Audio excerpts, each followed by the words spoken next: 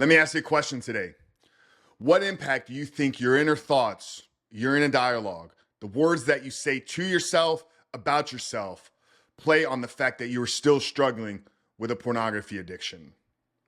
Do you think it's 30%? Do you think it's 50, 60, 70? What percentage of the action that you take on a daily basis is driven by that inner dialogue? Oftentimes when we're caught up and we're struggling with a pornography addiction, our perspective, our view about our own selves is one of negativity, one of guilt, shame, disgust, regret. And this person that we're talking to is living with us 24 hours a day, 7 days a week. You see, I believe that our inner thoughts drive the vast majority of the actions that are taken. And in fact, we can only change our identity by changing our inner dialogue. Think about if you had somebody that was with you all the time. You called this person a friend, maybe a loved one, but every word out of their mouth towards you and directed at you was one of negativity. How long would you keep that person around? Probably not that long. But see, with ourselves, we will constantly talk negatively towards ourselves. Our inner dialogue will always be one of guilt, will always be one of shame, will always be one of you are not good. And that's the truth about shame. When we're living and operating from the place of shame, we are telling ourselves that we are not a good person. And if you're going to need to change your actions, change your behavior, change your identity in order to change your life and overcome this pornography addiction, you can't be operating from the place of not being a good person. So, man, if you're struggling with your pornography addiction right now and you're struggling to break free, begin to get control of that inner dialogue. Begin to take control of those negative thoughts. Now, this isn't something that just happens overnight. It isn't just going to be a flip of a switch, especially if it's something that we've struggled with for a very long time. So what are some proactive steps that we can take to get control of that inner dialogue, to get control of the words that we say about ourselves? I think it first starts with having an aim. Having a clearly defined aim and direction on the man that it is we're trying to become. Recognizing right now that we are not living up to the standard that God has called for us. We are not living up to the standard of the life that we want to live. But we can begin to identify who it is we are, the life that we want to live, and who it is we need to become. Then that gives us a clear map. So start with a vision. You must start with a vision if you're going to change your inner dialogue. Because with that vision comes now proactive steps that you can take. So that's the second thing you have to do, is you have to start changing your behavior on a daily basis. You have to start working towards becoming that new man. And then in those steps that you are actively and proactively taking, you must recognize yourself every single day for, hey, you're beginning to do good for yourselves. I don't know if you're somebody that participated or played sports when you were growing up.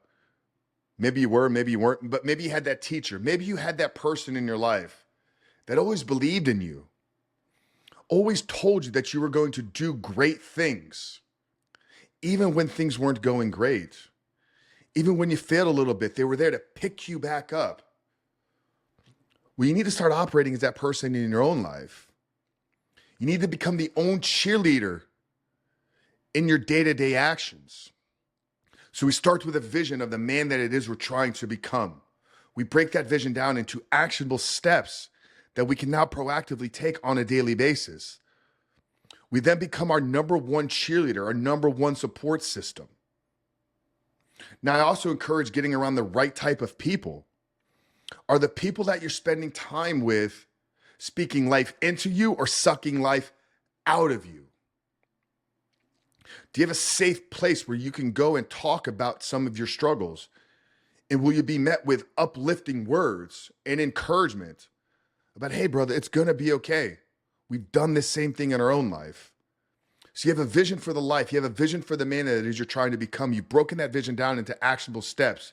You've now become the number one cheerleader in your own life, and you surrounded yourself with encouraging and supportive people. And the fifth one is you have to kill the old self. Many of you may be familiar with the actor Ethan Suplee. Ethan played in Remember the Titans. He was 400, 500 pounds as a young man. He always played that role of the fat, obese, heavy guy. Obese in his journey of changing his life has lost over 300 pounds.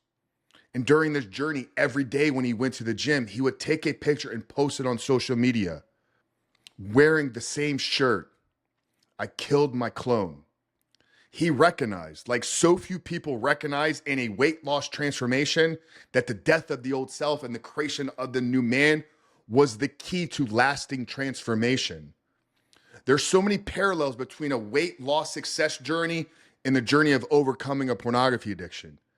It must require the death of an old self and the creation of a new man.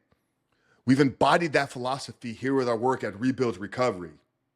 If you're watching here on YouTube, you see the logo over my shoulder. You see the logo on my shirt. You see the logo on my hat. It is a constant and daily reminder that the old Frank has died. The phoenix in our logo symbolizes the death of the new man and the resurrection and creation of this new individual. And we embody that in the lion. Men, you're called to be lions in this world. There's something for you to conquer. There's a territory for you to claim and take dominion over. But if you lack vision, if you lack a plan, if you lack positive inner dialogue, if you lack a supportive community, and if you lack the ability to kill out that old self, you will never fully embrace and embody the man that you were put here to be. So I open this up by asking you, what is your inner dialogue and inner thoughts leading you to do?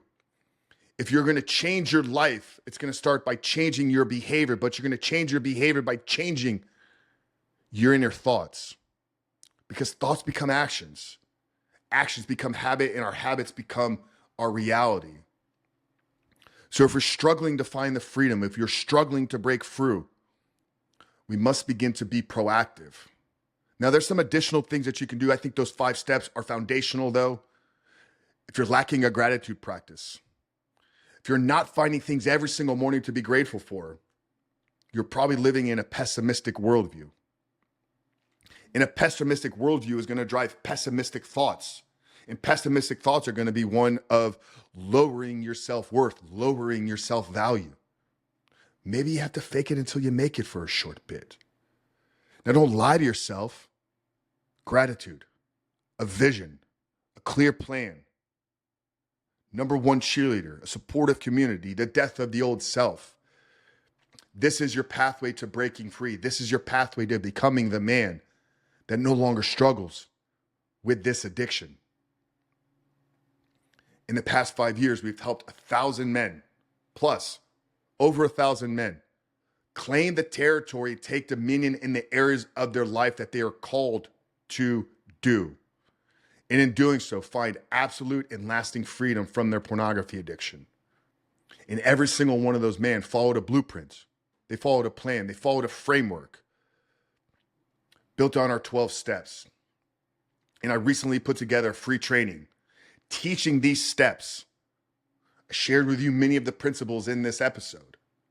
But if you want access to this free training and you're willing to take action and you're willing to work on that inner dialogue, you're willing to control your thoughts, you're willing to love yourself from the inside out and not be that pessimistic friend, then you can visit www.rebuiltrecovery.com/12 steps. I'll link it down there in the show notes below.